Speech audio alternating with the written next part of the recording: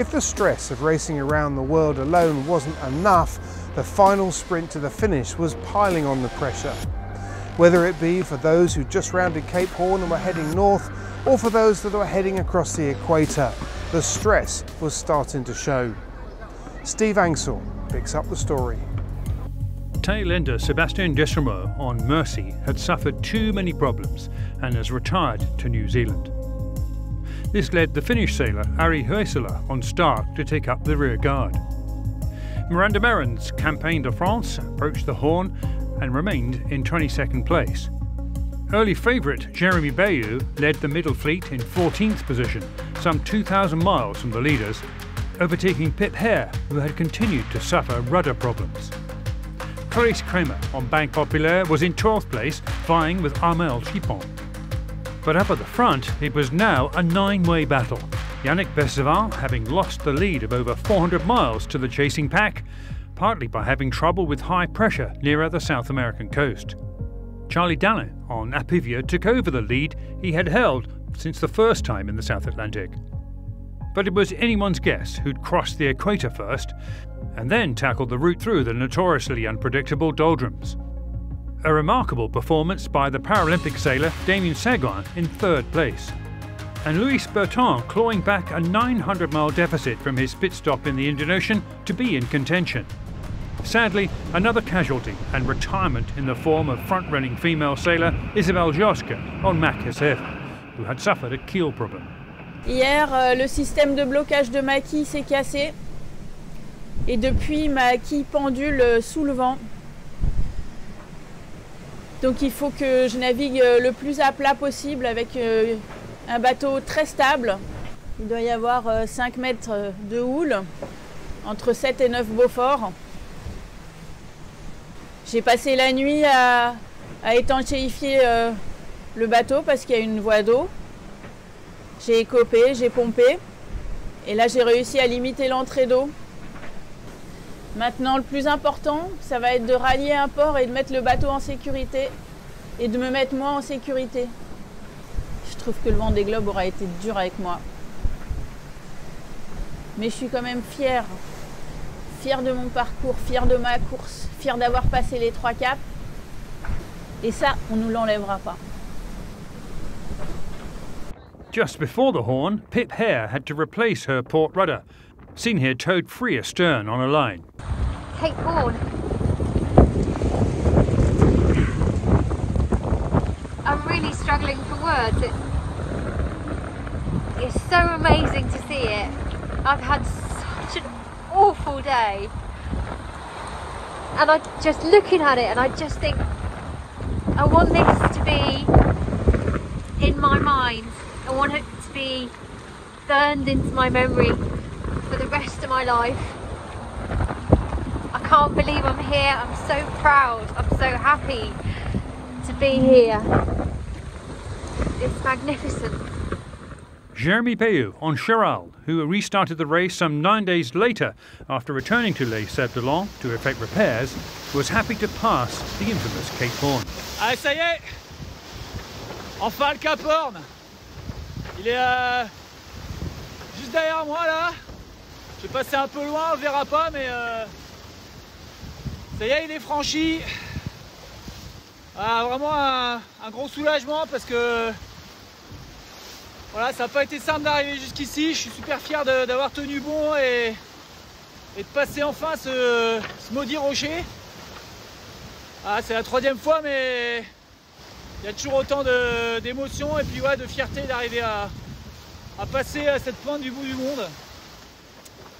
Voilà, donc j'ai pris la photo. Ah, ça fait du bien. Je suis super content d'être là. Damien Seguin, the double gold medalist in Paralympics and sailing in his first Vendée Globe, has impressed all with his abilities. Groupe Apicil has led the non-foiling fraternity almost all the way and still in with a fighting chance for a podium finish. Premier Cap Horn, 4e du Vendée Globe. Voilà, j'ai rien fait, j'ai pleuré toutes les larmes de mon corps tout à l'heure en y repensant. Il y a eu tellement d'efforts pour en arriver là, c'est tellement dur. Là il fait pas beau, il fait froid, mais voilà, j'y suis arrivé, c'est top. Le chemin est encore long, mais chemin déjà de fait, puis on va fêter ça dignement. Allez. Ah, il bouge pas. Alors un peu pour le bateau, un peu pour l'océan, et un petit coup pour moi aussi.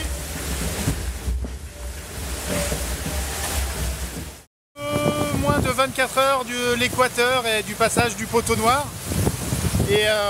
Et voilà, donc c'est un moment qui est plutôt sympa. Depuis 48 heures, les conditions de navigation sont superbes. Il fait chaud, le bateau avance vite.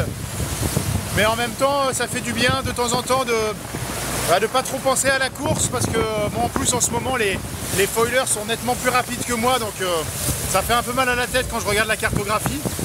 Mais voilà, c'est des moments de navigation qui sont un petit peu hors du temps, un petit peu à nous tout seul. Et voilà, le bateau glisse bien, tu sens qu'il ne fait pas d'effort. Et puis moi ça me permet voilà, de penser à autre chose aussi. De toute façon il faut que je pense à autre chose. Je ne peux pas être à fond dans la régate 24 heures sur 24, sinon on devient fou tout simplement. Donc voilà, des petits moments comme ça à nous où on profite simplement de la qualité de notre navigation, le fait d'être bien sur son bateau et tout ça. Donc voilà, j'avais envie de partager ce petit moment avec vous. Et voilà, et vous dire que bien évidemment je vais être au taquet pendant les 14 derniers jours qui nous séparent de l'arrivée. Voilà, l'objectif est toujours le même, d'essayer de bien faire. Et je ferai au mieux en me donnant à 100%, comme j'ai fait depuis le début, et puis on verra bien ce que ça donnera au Sable d'Olonne. Ce matin, j'ai eu la mauvaise surprise d'ouvrir mon dernier sac de nourriture et il était rempli d'eau de mer. Donc voilà, j'ai tout vidé. J'ai jeté pas mal de trucs qui avaient pris la flotte. Et puis là, je fais sécher ce qui était un peu protégé en sachet. Et voilà un peu, il me reste un peu plus à manger que ça, mais voilà l'essentiel de la nourriture pour finir ce voyage. And a continuing impressive performance by the German sailor, Boris Herrmann, who was up to 3rd place before the equator. Hi everyone, we found some wind and it's bouncy, we're sailing upwind fast. Grey, super grey sky, gusty, rainy, big swell. I've never seen that in the doldrums. I mean in the trade winds, huge waves. Anyway, we're sailing fast upwind over these waves, so it's obviously super uncomfortable. But much happier than, much better than no wind. So praying, I don't want to praise the day before the evening, but praying this wind carries us all the way to the blue sky. Once we found the blue sky, that's where the trade winds, proper trade wind regime, undisturbed by the ITC, is clear, usually clear, relatively clear sky.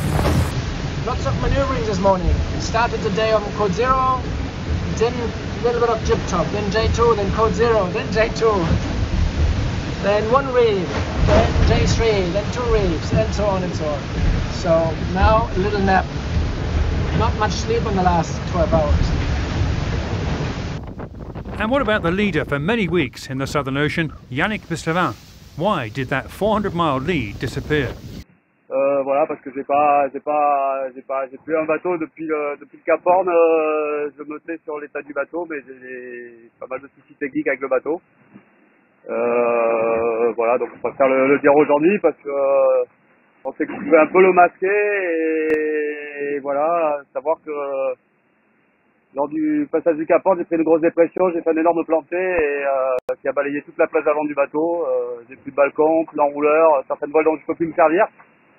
J'ai essayé de réparer au mieux, de tenir et besoin de beaucoup de changements de voiles et des voiles de petit temps, ben, je pouvais pas l'utiliser donc ça a ajouté à la difficulté de traverser ce poteau noir, mais j'ai l'impression d'en sortir là. C'est vrai que je suis déçu parce que je pensais vraiment pouvoir jouer les premiers rôles jusqu'à la fin et voilà, je me rends bien compte que maintenant on va s'accrocher.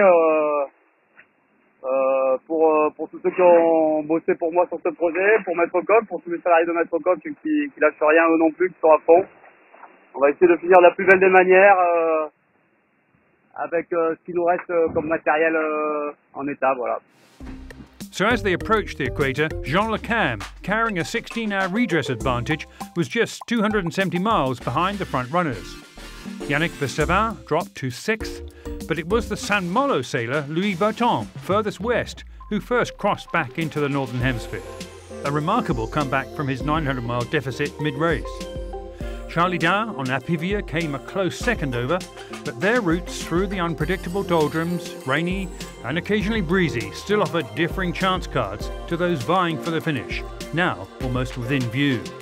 It'll be down to the wire, as they say, for any of the top half dozen.